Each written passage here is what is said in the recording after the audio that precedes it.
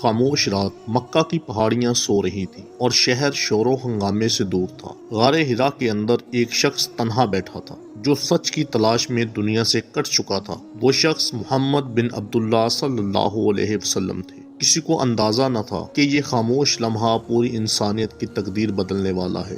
رسول اللہ صلی اللہ علیہ وسلم کو مکہ کے معاشرے میں پھیلی ہوئی بت پرستی، ظلم، ناانصافی سخت بے چین کرتی تھی۔ اس بے چینی نے آپ صلی اللہ علیہ وسلم کو تنہائی اختیار کرنے پر مجبور کیا۔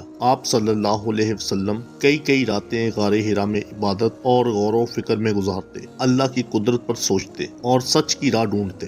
یہ رمضان المبارک کی ایک رات غار میں گہری خاموشی تھی۔ اچانک فضا بدل گئی، ایک عظیم ہستی ظاہر ہوئی۔ یہ جبرائیل علیہ السلام تھے۔ انہوں نے رسول اللہ صلی اللہ علیہ وسلم کو مضبوطی سے تھاما اور فرمایا، اقرا، پڑھو۔ آپ صلی اللہ علیہ وسلم نے گھبرا کر فرمایا، میں پڑھنا نہیں جانتا۔ یہ الفاظ 3 بار دہرائے گئے اور پھر وہ کلمات نازل ہوئے جو تاریخ انسانی کے سب سے عظیم الفاظ بن گئے۔ اقرا بسم ربک الذی خلق، خلق الانسان من علق، اقرا وربک الاکرم۔ یہ قرآن کی پہلی وحی تھی۔ یہ لمحہ خوف، حیرت اور عظمت سے بھرپور تھا۔ رسول اللہ صلی اللہ علیہ وسلم کا جسم لرز رہا تھا، دل تیزی سے دھڑک رہا تھا۔ یہ کوئی خواب نہ تھا بلکہ ایک باری ذمہ داری کا آغاز تھا۔ اللہ نے آپ صلی اللہ علیہ وآلہ وسلم کو انسانیت کا آخری نبی منتخب کر لیا تھا۔